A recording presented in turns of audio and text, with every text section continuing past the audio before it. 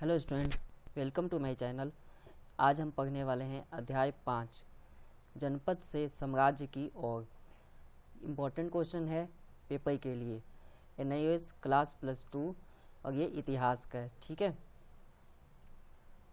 तो आपके पेपर में जो क्वेश्चंस आते हैं नॉर्मली 10 नंबर के, 4 नंबर के, 2 नंबर और एक 10 नंबर का मैप होता है। टोटल जो क्वेश्चन होंगे वो 18 होंगे। जो नंबर होंगे वो 100 मार्क्स के होंगे। वर्ड लिमिट होती है 200 वर्ड की होती है, 80 वर्ड और 20 वर्ड की। 10 नंबर में 200 वर्ड, 4 नंबर में 80 और 2 नंबर में 20 वर्ड की। तो एक बार फिर से देखते हैं अध्याय 5 जनपद से साम्राज्य की ओर। जनपद नॉर्मली एक राज्य को कहते हैं और साम्राज्य में एक राज्य कभी भी नहीं होता। हम कंट्री कहते हैं ना, देश आज के टाइम, तो राजा महाराजा के टाइम कंट्री नहीं साम्राज्य ही होता था। ठीक है, क्योंकि उसमें एक दो नहीं 3-4 स्टेट इन्वॉल्व होते थे। ठीक है, अब देखते हैं इसमें से कौन से क्वेश्चन आए हुए हैं। भारत में बौद्ध धर्म के उदय और विस्तार के कारणों की व्याख्या कीजिए। 4 नंबर में क्वेश्चन है और 2016 में आया हुआ है। तो आपको पता होगा बौद्ध धर्म जो उदय हुआ वो अशोक के टाइम हुआ है सबसे ज़्यादा, क्योंकि उसके प्रचार प्रसार और यही कहा जाता है कि अशोक ने अंत में बौद्ध धर्म को अपना लिया था। ठीक है, अब देखते हैं आंसर में आपने क्या लिखना है। सिर्फ हमें उदय के कारण पूछे गए हैं। बुद्ध ने अपनी शिक्षाओं के प्रसार के लिए सामान्य जनमानस द्वारा बोली जाने वाली भाषा पाली का प्रयोग किया। जब बौद्ध का उदय हुआ तब भारत में पाली भाषा थी, आज हिंदी है ज़्यादा प्रचलित।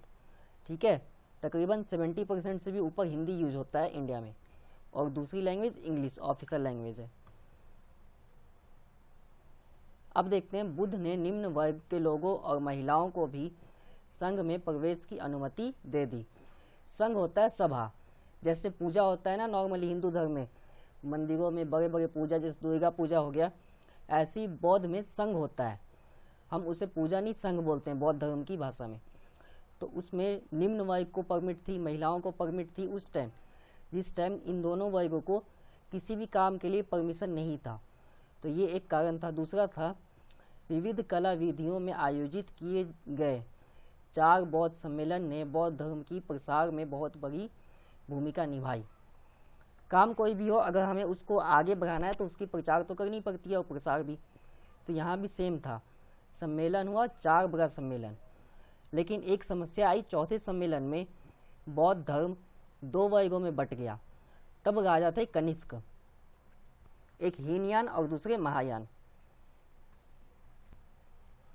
जो महायान था, महायान ने अपनी शिक्षा को किस तरह अपनाया, बौद्ध शिक्षा को मूर्ति पूजा करते थे, और हीनयान में मूर्ति पूजा नहीं थी, सिर्फ पाली भाषा का उपयोग होता था जो नॉर्मली बुद्ध की है। ठीक है, मार्गदर्शन की नीति।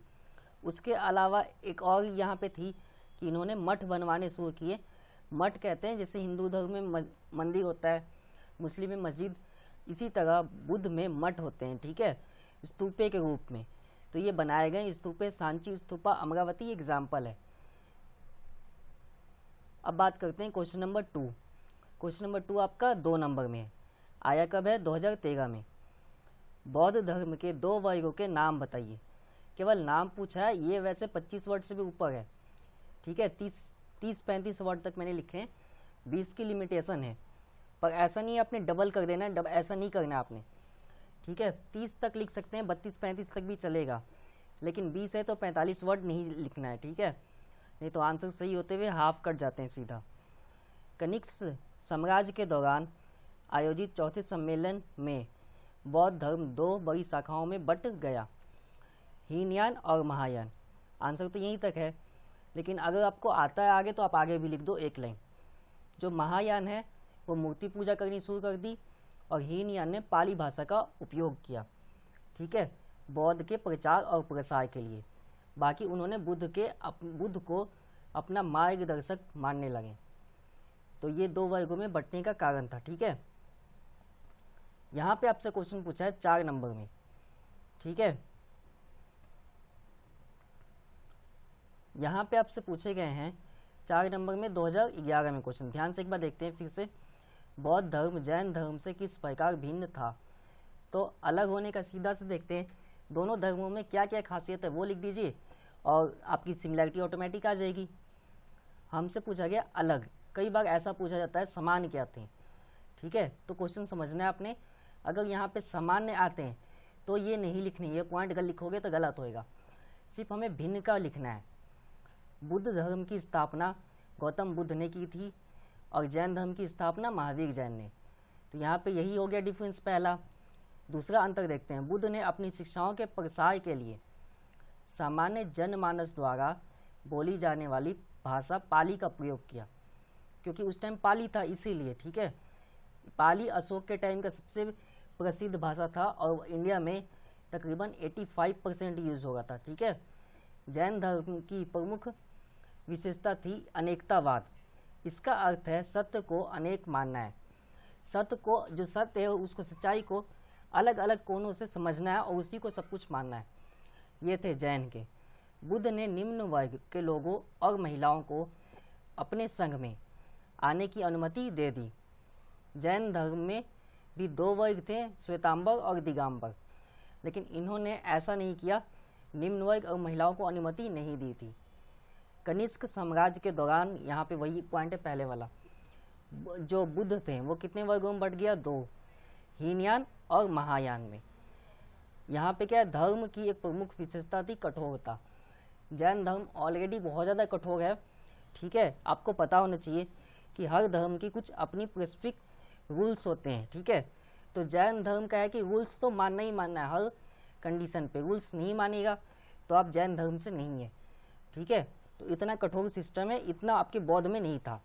दूसरे थे, इसमें रूल्स है कि एक बार आप आ गए तो उसी सारे रूल्स को आप फॉलो करेंगे, ठीक है। खान पान रहना ये सब, यहाँ तक कि जब अगर सभा आयोजित होगा तो उसमें आपको का पार्टिसिपेट करना कंपलसरी ही है। तो ये थे कुछ स्पेसिफिक पॉइंट्स।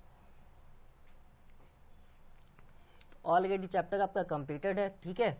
तो ये चैप्टर वैसे इजी था, उम्मीद है आपको समझ आया होगा। अगर कोई भी डाउट हो या कुछ समझ में ना आया हो या आपके पास कोई क्वेश्चन है तो आप कमेंट बॉक्स में बता सकते हैं। वीडियो अगर अच्छा लगता है तो लाइक कीजिए, और आप अगर नए हैं, आपको सारे वीडियोस हैं देखे हैं तो चैनल को सब्सक्राइब कीजिए, शेयर भी कीजिए। धन्यवाद, अगले वीडियो में मिलेंगे।